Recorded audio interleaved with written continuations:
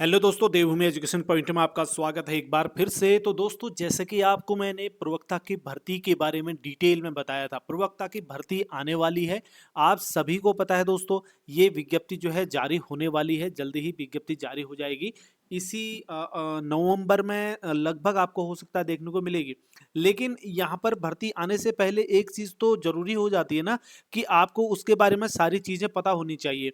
अगर आपको भर्ती आने से पहले सारे डाउट्स आपके क्लियर नहीं होंगे, सारी चीज़ें आपको पता नहीं होंगी, तो फिर दिक्कतें होंगी। तो चाहे वो डॉक्यूमेंट से रिलेटेड हो, चाहे किसी अन्य चीज़ से रिलेटेड हो, तो इसलिए हम ये कोशिश करते हैं कि आप लोगों तक जो है सारी जानकारी पहुंचा दी जाए। मैंने जितने भी वीडियोज इस बारे में बनाए हैं, फिर भी आप लोगों के डाउट क्लियर नहीं हुए, तो मैं समझता हूं कि आज के वीडियो में कमेंट वगैरह के माध्यम से आपके जितने भी डाउट्स निकल कर आ रहे हैं, वो मैं जो है सब क्लियर यहाँ पर कर दूं आज। ठीक है, सारे क्वेश्चन मैंने लिखे हुए हैं, तो आप में से प्रत्येक के ये डाउट जरूर होंगे दोस्तों। तो सब चीज़ के समाधान मैं यहाँ पर आज आप लोगों के लिए लेकर आया हूँ। जैसे कि आप यहाँ पर देख पा रहे होंगे दोस्तों, ठीक है, आप देख रहे होंगे कि फॉर्म भरने के लिए कितने प्रतिशत नंबरों की जरूरत पड़ती है भाई।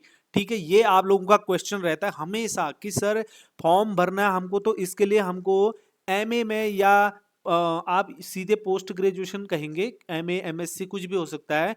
तो पोस्ट ग्रेजुएशन में आपको कितने परसेंट मार्क्स की जरूरत होती है लेक्चरर का फॉर्म भरने के लिए।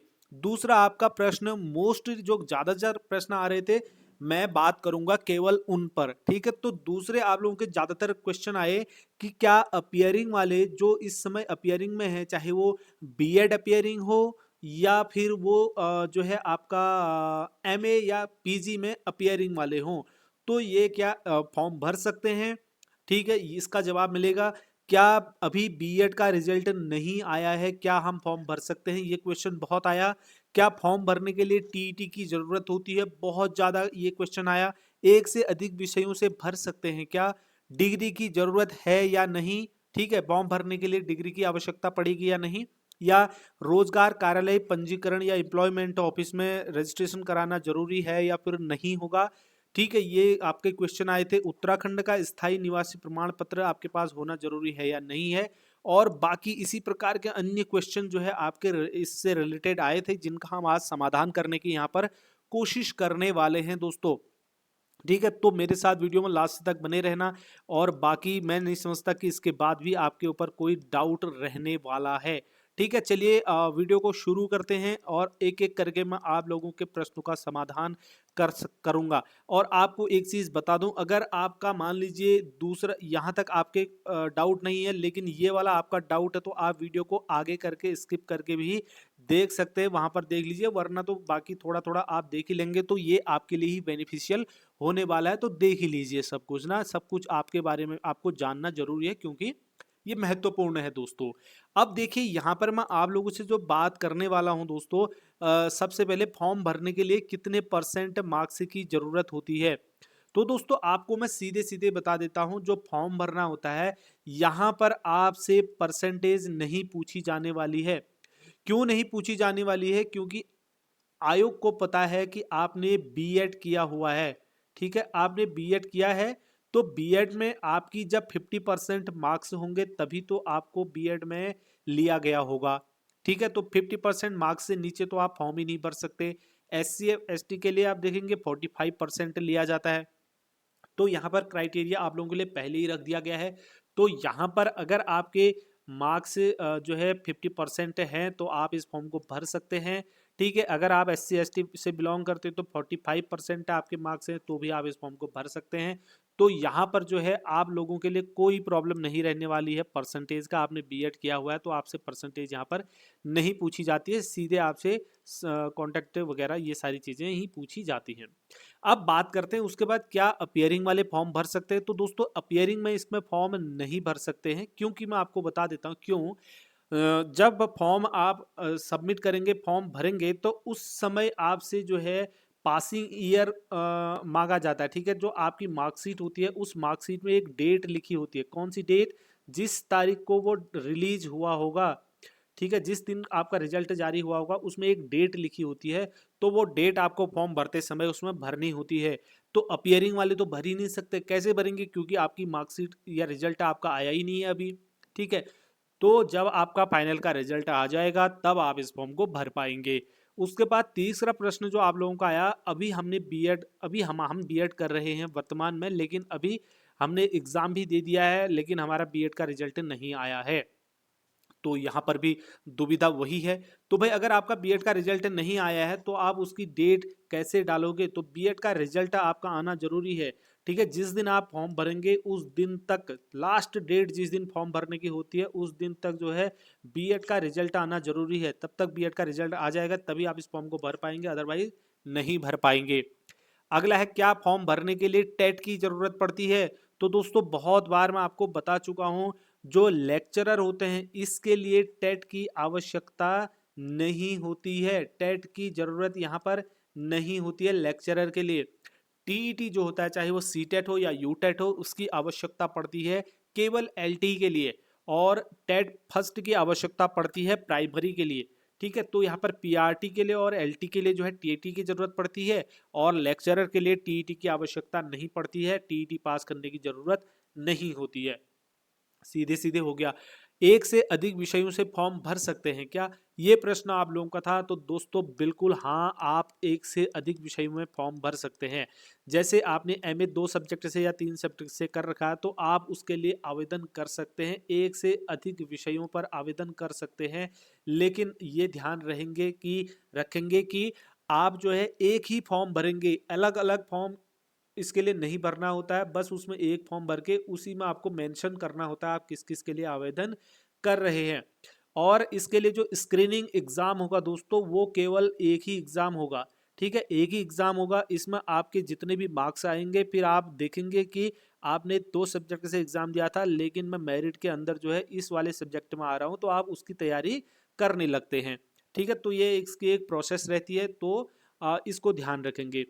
दूसरा, अब मैं आपको बताता हूं कि डिग्री की जरूरत है या नहीं। तो दोस्तों ये भी एक दुविधा का मामला है।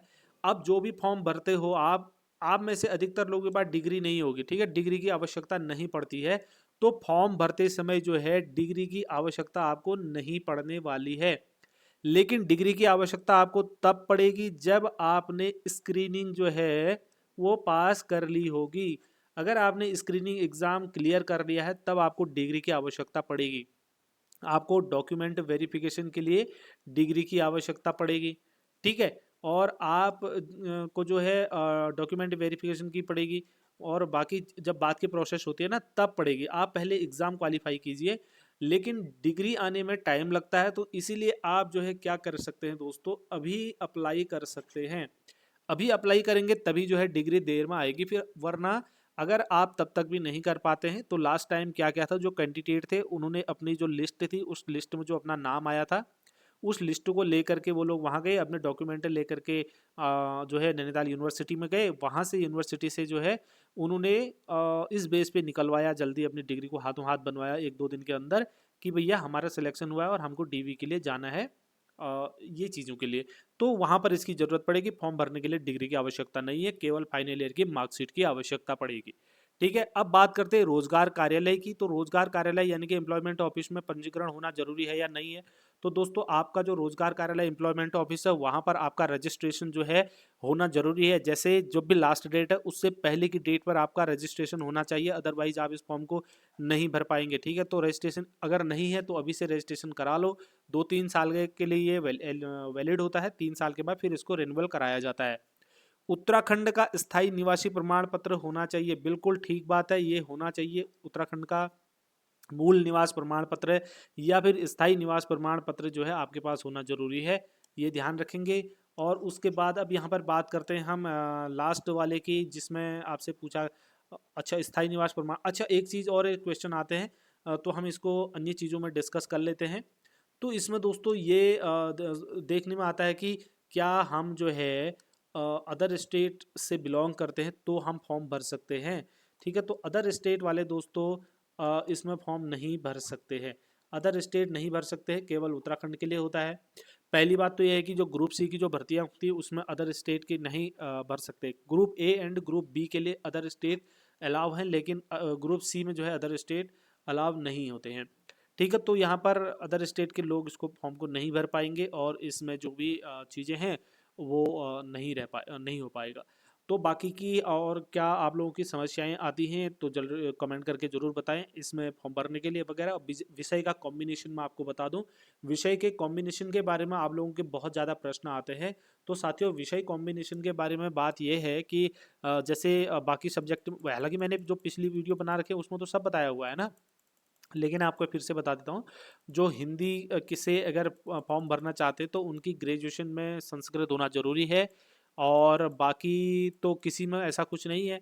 ठीक है, जिनमें है तो मैंने वो पहले बताया हुआ है। तो आपका ग्रेजुएशन, मान लीजिए आपने ड्राइंग, सॉरी, आपने मान लीजिए बीएससी कर रखा था, लेकिन बीएससी के बाद आपने एमए कर दिया। ठीक है, तो बीएससी के बाद आपने एमए कर दिया, वो भी किससे कर दिया, आपने हिस्ट्री से कर दिया या पॉलिटिकल साइंस से कर दिया या इंग्लिश से कर दिया। तो ऐसा नहीं है कि आप फॉर्म नहीं भर पाएंगे। तो ग्रेजुएशन से कोई लेना देना नहीं भाई, आपने चाहे बीएससी किया था, बीकॉम किया था, लेकिन यहाँ आपने इंग्लिश से एमए कर दिया, तो आप इस फॉर्म को भरने के लिए एलिजिबल हैं। ठीक है, तो कुछ चीज़ें होती है जो इंपॉर्टेंट चीज़ें थी। एक प्रश्न जो हर किसी के मन में है, डाउट से हैं, और फॉर्म आने से पहले सारे डाउट वगैरह आपके क्लियर होने चाहिए, तभी आप जो है प्रॉपर तरीके से तैयारी में लगेंगे। अगर आपके कोई चीज़ में दिक्कत है और आप तैयारी में लगे हुए हैं, तो फिर ये तो फिर मतलब टोटली वो है ना, किसी दूसरे एग्जाम की तैयारी भी कर सकते हैं, लास्ट में एग्जाम नहीं दे पाए, ठीक है, या बाहर हो गए, वो मतलब अच्छा नहीं लगेगा। तो इसीलिए सारी जानकारी आपको पता होनी चाहिए। जो आपके अधिक से अधिक प्रश्न आ रहे थे उन पर ये वीडियो है। मैं समझता हूँ कि आज आपके सारे डाउट क्लियर हो गए होंगे दोस्तों। कमेंट करके ज़रूर बता दें कि आपको कैसा लगा वीडियो, आपके डाउट क्लियर हुए हैं या नहीं हुए हैं। फिर भी अगर कोई कमी रही है तो कमेंट करके फिर बता सकते हैं आप। बाकी शॉर्ट्स वीडियो बना करके मैं इसका समाधान भी आप लोगों को दे दूंगा। चलिए, इस वीडियो में इतना ही है, अगले वीडियो में मिलेंगे। हमारे साथ बने रहने के लिए आप सभी का धन्यवाद दोस्तों। जय हिंद।